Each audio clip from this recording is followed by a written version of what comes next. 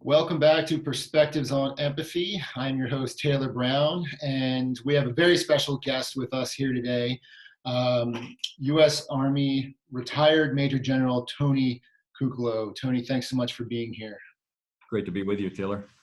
A little bit about Tony's background. I usually have this stuff memorized, but this one's lengthy, so I had to write it down. Tony served in many capacities during his career in the U.S. Army, including the Chief of Public Affairs, the commander of the 3rd Infantry Division, and Fort Stewart Hunter Army Airfield in Georgia. He was also the Commandant of the Army War College. And after his military service, Tony served for the past 4 years until 2019 as the UT System Vice Chancellor of Leadership and Veterans Programs. He's currently the Executive Director of the National Security Innovation Council, which is a statewide business, academic, and entrepreneur consortium. Tony, I feel so grateful that you're here with us today. I'm grateful that I can call you. Taylor? Yeah. Enjoyed working with you. So we're just going to jump right into it. COVID has really forced all of us to change and adapt in many unexpected ways. The way we work and lead has been massively impacted. How have you managed to lead through this time? Yeah, well, it's a very, very difficult time. And I think what makes it so difficult is uncertainty.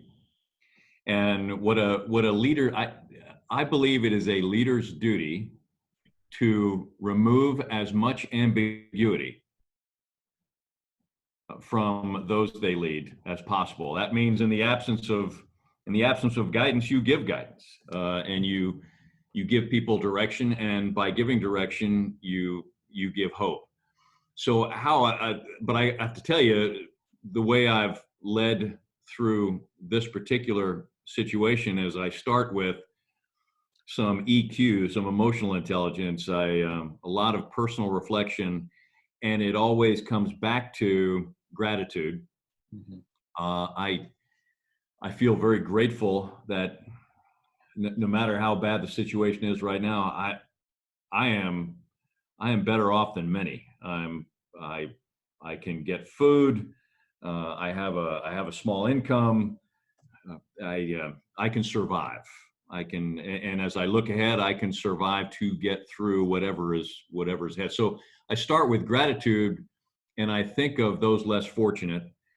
I look at things that can energize that gratitude and reinforce it, like volunteering at a food bank or, Austin Pets Alive or something like. You look at all the different things that the community can offer, and seek those sorts of activities out. So that's self-maintenance. And I would offer that's step one for any leader, is to square yourself away before you attempt to take care of others. And then we're going to get into it, I'm sure, on empathy, because it is of the 6 leader traits that I think are the most important.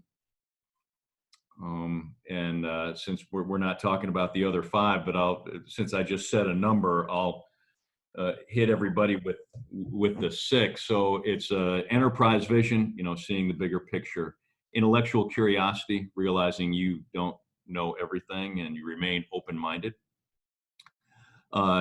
humility; selflessness; courage, and it's moral courage, not physical, the courage to confront; and empathy. And of those 6, empathy is the most important. And I know we're going to talk about it,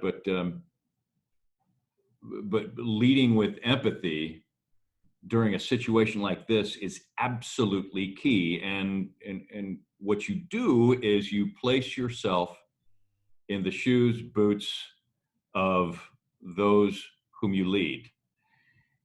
Before you open your mouth, before you send an email, when you sit in a meeting with your higher ups or with decision makers, you are always putting yourself in their place, the place of those you lead. It's not sympathy, it's empathy. And so as you move through decision making, as you move through what is the next step, what do I need to pass, how should I communicate, you think of what they're going through. And I remember I would stand in front of it, and it took a while for me to realize this, because when I was younger, a young lieutenant, 22, 23 years old, I did not have a lot of empathy. Mm-hmm. I had the attitude of, it was the military, it was the infantry, and my attitude, if it doesn't kill you, it makes you stronger, sort of thing. And everybody's the same. What's your problem? That's just so wrong. But as I got older and I led larger and larger groups of people from 100 to 22,000, I could look at a group of human beings, and maybe we're all in the same uniform or in the same organization. And so therefore, as a group, we had to give way together, so to speak. We had to move as a cohesive organization in a certain direction. But as I stared at that group, I knew that there was, if I had 100 people in front of me, there were 100 individuals with 100 individual sets of problems, varying ages, diversity, all kinds of things they brought to the organization that were unique to them.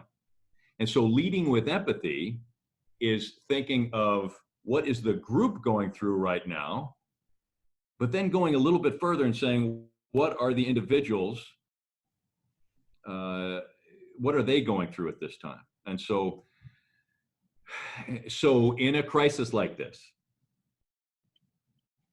when you pass guidance, you pass it in a way using language and tone that accounts for what they're going through, what they're feeling. And you also expose yourself with some vulnerability. Because a leader who is vulnerable will connect in the 21st century. Society has changed. We are no longer, it is not the middle of the 20th century where title or position or an assumed responsibility means you have the authority of a leader. Now, sure, you got a title and a position, and yes, you're given authorities, but now you've got to earn respect and be trusted. And by being vulnerable and by showing empathy, you will earn respect, you will gain trust. I'll pause there. Sure. Kind of went off. I'm passionate about this. That's why I talk so much about it. I'm sorry. No, that's awesome. That's why you're here. We want to hear what you have to say. So you alluded to it a little bit. You've been a leader in a wide variety of contexts, from the military to public education to now private nonprofits. Could you walk me through just some of your experiences in each of those three places with leading with empathy, and how it might be applied differently across these contexts? Yeah, and I think what I've learned, Taylor,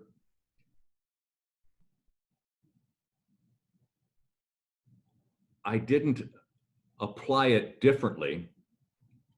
The situations were different. Mm-hmm. And the need for empathy, while I applied it the same, okay, granted, I was with varying cultures, and I don't mean military and higher ed. I mean Afghan, Iraq, and within Iraq, Kurd, Sunni, Shia. The Kurds and then the Sunni and Shia Islamic communities. But the empathy was the same. I mean, the application of it was, I think another individual boiled it down to three ways to apply empathy. That's listen, respond, and act, something along those lines. And so you listen to the individual with whom you want to be empathic and empathetic, and then you don't repeat back, but to a degree, responding to them to prove you heard them and you understood what they were saying. And then the third key part is act. And act could be, for a leader of an organization, act could be, I'm going to take action now in my decision-making process and a policy or something to respond to what I heard from you. But also ACT could be sharing a vulnerability. Mhm. So how did it happen differently? So the first place in the military, I found that when I applied empathy, I earned not just the respect, but also the trust of the soldiers who gave me the benefit of the doubt when I could not be with them all the time. So if you're with a leader at close range, day in, day out, night out, you get to know them very well. Mm-hmm. But as you lead larger and larger organizations, you do not have the daily, nightly contact that was so valuable when you were a more junior leader. And so leading with empathy as you get more senior, it becomes more and more important. So if I stand in front of a group of 100 soldiers whom I am not with all the time, I learned that I had to show them I understood what they were going through, whether it be I would tell them, I would acknowledge to them the doubt they are feeling in their mind. So we're going into Kirkuk and we're not sure what we're supposed to do. The rules of engagement are this, but the situation on the ground is that. And so when I spoke to them, I talked to them about the uncertainty. And I would try and remove that ambiguity. I'd frame their doubts within bounds they could operate. I'd tell them why they were doing something to remove that, to empower them with their own decision making. But I would tell them why would I go through such efforts to tell them why, to speak in task, purpose, here's why you're doing it. I would do that because I had empathy for their feeling of uncertainty. Sure. Like, I mean, if I tell you why, can you go out and do things? You're smart. I trust you. And they would go out and do amazing things. But the key thing on the military side was earn respect and trust. In the private sector, in academic world, in the academic world, public higher education in particular, and I had a wonderful 4.5-year run at University of Texas System, just ended last August, and I was the Chancellor's liaison to the Faculty Advisory Council, so I got to work with the Faculty Senate presidents at close range, formally, 4 times a year in a good series of meetings, but then informally, I mean, I was on speed dial for them, and, Tony, my provost, is the Antichrist, and I'd get all kinds of things from the 14 institutions across UT system. And so applying empathy, listening to them, putting myself in their shoes, gave me credibility where I would not have had it. Who is this human being who came from the military and is now in higher ed? What does he know? Does he have a PhD? No, he doesn't. Has he ever taught a class? Not like us. Has he ever served in an academic capacity? Well, I ran the War College. Is that real? I mean, I was faced with all kinds of myths, misperceptions, and natural bias and prejudice for my background. And to overcome that, I used empathy. Mm-hmm. And empathy can overcome that. And empathy, and this applies to military and this environment as well. Empathy, I can't overstate in this viral, tweeting, 24/7 world of communication with lots of misperceptions and misunderstanding, how important this is for a leader. Because if you lead with empathy, when a crisis occurs and you have a track record of thinking of those you lead first before you act, when a crisis occurs, you will get the benefit of the doubt. I was leading Fort Stewart Hunter Army Airfield, had a wonderful hospital, a very large hospital, catered to, served retirees, served soldiers. We had 22,000 soldiers, about 68,000 family members, and then a large retiree community in coastal Georgia. And and somebody went, and I, when I first arrived, I found that this is a natural thing at many hospitals. There was a little bit of a rift between the the doctors and the nurses, and then the medical logistics folks were kind of left out of things. And there was, and this is all temporal and temporary, but there was a moment where the hospital was in a little bit of just a little bit of disarray. Great hospital commander trying to get control of it, but I was the 2-star on the base and had some influence. So I would come in and I would listen to the different groups. And the hospital commander and I made some policy changes, changed certain things that showed people we were listening to them. And I stayed in communication. It wasn't touch and go, dump and run. Stayed in constant communication with them. And then something happened 8-9 months later. Somebody went into the hospital, had a brief snapshot of something they thought was wrong, went onto social media, and it went viral by people outside the community. People who did not know. They just assumed, Army, hospital, therefore, and they just started running with it. And it got to the point to where it was headed to members of Congress, as soon as outrage can breed legislation. And the constituents started rising up, not knowing what was better. And my public affairs officer came in and said, "Hey, sir, I think we got a problem. Let's take a look at the social media feed." And I'm looking at it. And while we were looking at the social media feed, people inside the hospital started answering comments, started making comments. "You don't know what you're talking about. That's not the way it is. I've been here 7 years. It's the best, blah, blah, blah." And because they knew this was not characteristic of me and it was not the situation, they immediately came to my defense and the defense of the truth without hesitation, without being told. And I think I mentioned that vignette because in this type of world where people will go on social media and will get great exposure and legs, leading with empathy can get you the benefit of the doubt and a vote of confidence. And that comes with a respect and trust. The other thing is teaching young people empathy. I told you when I was 22, 23, I didn't have much. I remember walking down so I was a 1-star general equivalent in Afghanistan, and I'm walking down an impoverished street in an Afghan town, walled homes on either side of me.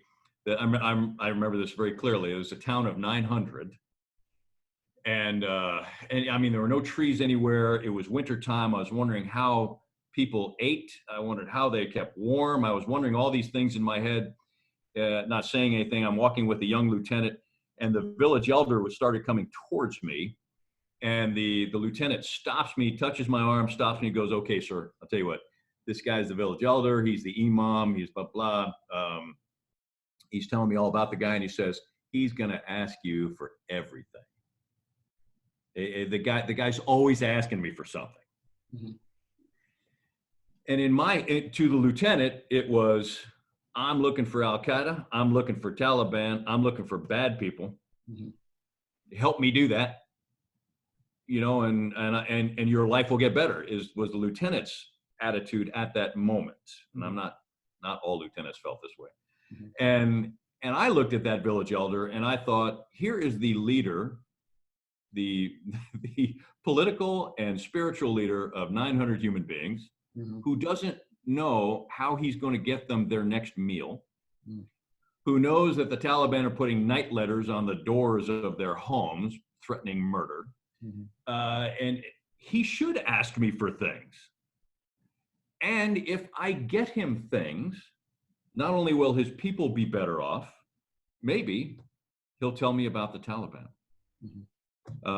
And so empathy had an operational use. I hate to say use. It was sincere from my point. But also I had to coach, teach, and mentor my younger folks who might not have that level of empathy because they were so passionate about the mission that they were executing at the moment. It might have clouded their empathy for others. So those are a couple examples of differences, but the expression of it was the same, It was just perhaps tailored for the situation. How do you, when you're working with a younger group or a younger individual, you can say empathy is important, empathy is important, empathy is important, but it really takes somebody feeling it until they actually start to kind of experience it with other people in situations like that. How do you impress that? I mean, how do you teach it, I guess, is what I'm asking. Yeah, okay, you get me right. I go right to tactical level of how do you teach it? Okay, here's what we do. Okay. And so the first thing that came to my head was role playing, Mm-hmm. because I would offer to you, listen, and the word I was seeking earlier was confirm. Mm-hmm. Listen, confirm, act. And those are not mine. I've studied the application of empathy and tried to prove myself all the time. Listen, confirm, act. So you role play doing that. Now that is one way to, and you practice, especially the confirm part. Mm-hmm. is so important.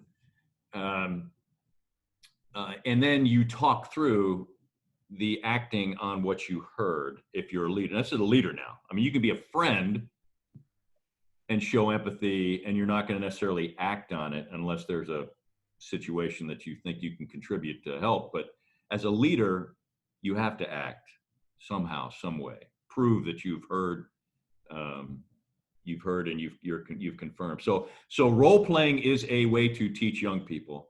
But I'll give you three things. One is role play. Two is the leader is an exemplar of vulnerability. So you show vulnerability. You give examples of, okay, I might be in charge and everything, but I have doubts too. And here's how I handle those doubts. And so you model vulnerable, intelligent, vulnerable behavior. And I think that tells the young person it's okay to show empathy, because sometimes young people are getting better and better and better at this. But on the military side of things, there was a period of time when it was seen as weakness to be vulnerable. It was, it's like, no, I'm a huge fan of the Stoics, okay? But you can take Stoicism to a fault as a leader. And the great part about Stoicism is understand what you cannot control, and et cetera, et cetera. But the downside of Stoicism is just, being cold and not showing vulnerability. So showing vulnerability would be the second thing. Model it, show them that it's okay, because they will have to be vulnerable to express empathy. And then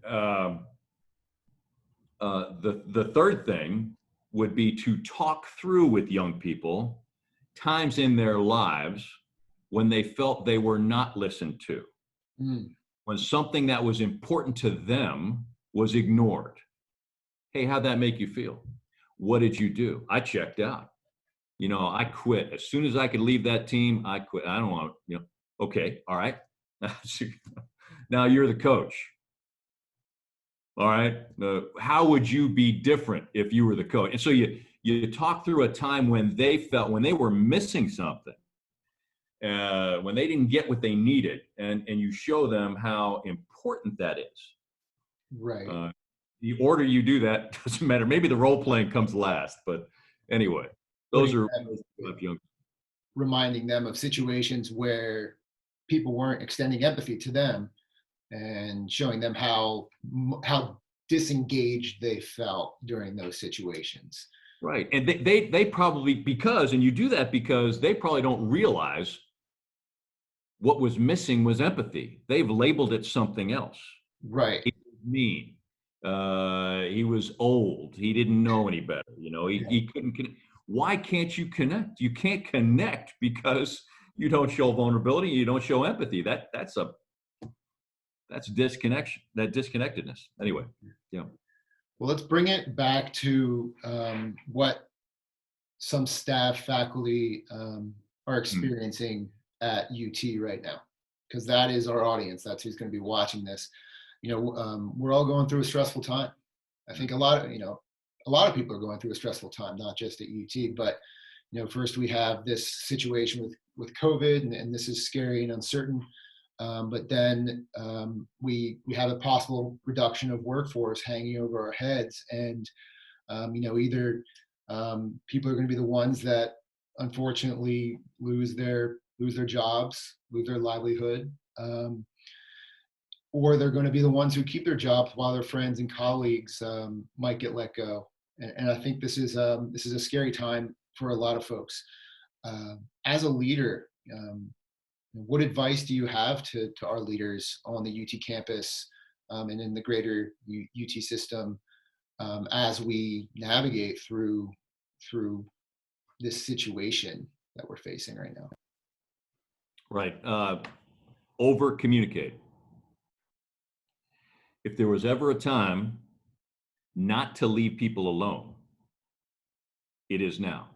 Mm-hmm. Even if you sense someone doesn't want to hear from you, doesn't matter. Especially in this isolated, quarantine, separated, lack of social contact moment. Mm-hmm. So over communicate. And when you communicate with empathy. Open up with acknowledgement of what people are going through. If you're talking one-on-one, ask questions about, and this is people are gonna disagree with me on this, but there's a framework for mentorship that I think can be applied here. A mentor is a special relationship, mm-hmm. not the routine perhaps, but in the framework of mentorship, you ask questions that society has said are none of our business now. You ask about family, about health, about mental well-being in comfortable ways. How are you getting enough sleep? Hey, are you doing any exercise? So the empathy part here is when you're talking to a leader speaks to one of their individual charges, they are asking questions about their well-being now. And it's so important that I am a follower. I'm a member of an organization at the University of Texas at Austin. I'm a Longhorn through and through. I mean, I'm putting myself in their position. I have committed to this organization, and now my commitment is, do I feel like my commitment is in question by the organization because of the way they're treating me, because of the decisions that are being made right now? Do you not think I'm worthy? Have I not been, and so the leader must put themselves in the shoes. Again, I'm sorry to repeat this, but it's so important. Before you open your mouth, think of what they're going through and then ask questions to confirm what they're going through and say it back to them. Hey, I sense from what you're telling me, the uncertainty of not knowing if you got a contract in September is really working on you, and I don't blame you. I mean, let's talk about what actions we can take. And so using words that make an individual sound like an individual you lead is not alone is absolutely key. And then with over communication, I'm sorry, leaders got to step up and say, okay, what is in the entire, what's the entire range of possible things I can do to help? Do I know every single policy in play to either keep someone, put someone on waivers with strings attached to return? Do I know all of the unemployment possibilities at federal and state level? Do I know the status of their teacher retirement system, TIA, CREF, whatever? Let's talk about that. I mean, as a leader, you now have to become expert on unemployment policies, the latest thing that the president said or the provost said, the latest thing latest thing that's going on. Maybe somebody sitting out there going like, well, we have an interim president. That makes things even more uncertain. Who's making decisions here? Somebody tell me. When you lead with empathy, you put yourself in others' shoes and you find gaps in information that you as the leader can fill for them. If I was someone at risk, I'd be wondering who's making decisions? When are they going to make the decision? Okay, so leader, answer those questions. And when you get to a question that says that you just don't know yet, you tell them you don't know yet. I wish there was more I could tell you about this, but there's no information on that yet. But I'm pushing for it, and the next time I have a meeting on it is May 28th, and I'm gonna find out. I will report to you on May 29th exactly what I heard. Okay? I mean, so the leader is trying to remove as much ambiguity as possible, but the ambiguity they're removing is from the heads of those they lead because the leader put themselves there first. And so over communicate in an empathic manner, and it might be time to go into mentoring mode, meaning you get beyond the how you doing, oh good. Mm-hmm. Got to get beyond that. Too important. And when I say over communicate, I mean frequency. Mm-hmm. And the leader must become expert in everything going on. You might be the chair of the Department of Music, but guess what? You now know or can pull up and have at hand the United States Treasury Department unemployment initiatives as of yesterday. Mm-hmm. Okay, I mean, it's the burden of leadership. Health, welfare of those you lead. And so I think those are the key things during this very difficult time. I'll pause there. What can we, I try to lead my life in this idea that no experience is good or bad. And I try to look at every experience as teacher, as what can I learn from this? I try not to judge them. And in this situation, it's a really hard situation, clearly, for a lot of people. But if we take that perspective of experience as teacher, what can we, when we go back to in-person format, when we come back to more of a sense of normalcy, what can we take from this and really keep going? You mentioned about communication and transparency and leaders really taking that responsibility. What is one thing that we should take from this in order to make us better?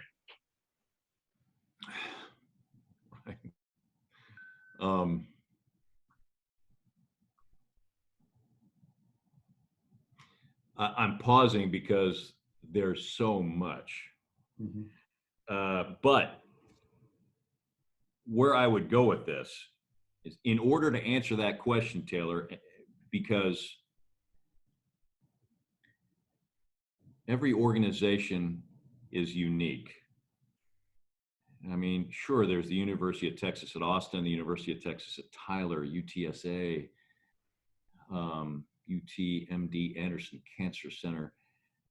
They're all UT, but my goodness, there's bottom line is there's so many things you can take away, and we must learn from it.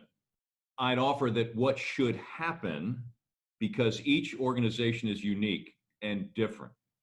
I mean, McCombs is different from Moody, and there are subcultures within the culture of the university.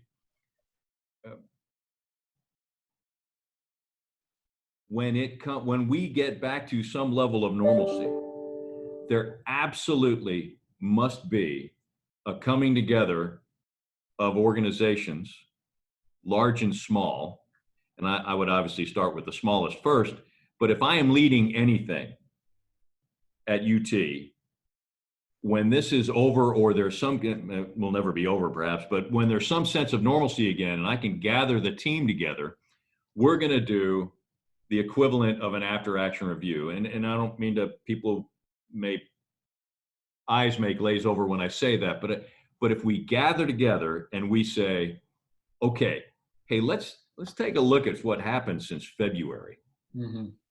And let's talk about what happened. Everybody, nobody's quiet. Let's talk about what happened. And I'll tell you what, if you just stick with a timeline and hard facts of what happened, you'll get 80% agreement, 90% agreement on exactly what happened. I mean, there's certain events, et cetera, et cetera. You know, we shut this down, we stopped this, we went to online, et cetera, et cetera. And then you ask the question, why? Why did that happen? And you'll be changing minds perhaps, but with as much fact-based sourcing, you describe why the what happened. And then the key thing is you spend the bulk of your time talking about how do we make it better if this happens again? Mm-hmm. And that airing out, that session does so much between leader and led. And it creates a sense of understanding, unity, maybe a little more cohesion, but the level of confidence in I can face the next crisis because we learned from this one goes up. And so to answer your question, what can we take away? There's a lot, and I think it's so unique to each organization that each organization should conduct some kind of formal day-long, after action review. Spend a day, dedicate a day. It'll be so good for the organization to do that. And by doing so, the leader will hear things like, I didn't hear from you. Mm-hmm. Or the entire month of March, I didn't know what was going on. Mm-hmm. Why was that? Well, how many times did you communicate in the month of March? Once a week. We'd like some more than that. Anyway, so these are the kinds of things. When we heard from HR and not you, we were confused. Did it apply to us? So that kind of session could pay huge dividends in the life and health of an organization and get you ready for the next one coming down the line. Who knows what it would be? Will be. Sure, absolutely. Well, Tony, I think that's all the time we have. Thank you so much for sharing all your knowledge. Some really, really, really good stuff in here, and I know everybody watching is going to hugely benefit from it. So thank you again so much. We really appreciate it. And for everybody watching, until next time, I am Taylor Brown, and I'll see you guys for the next segment. Bye now.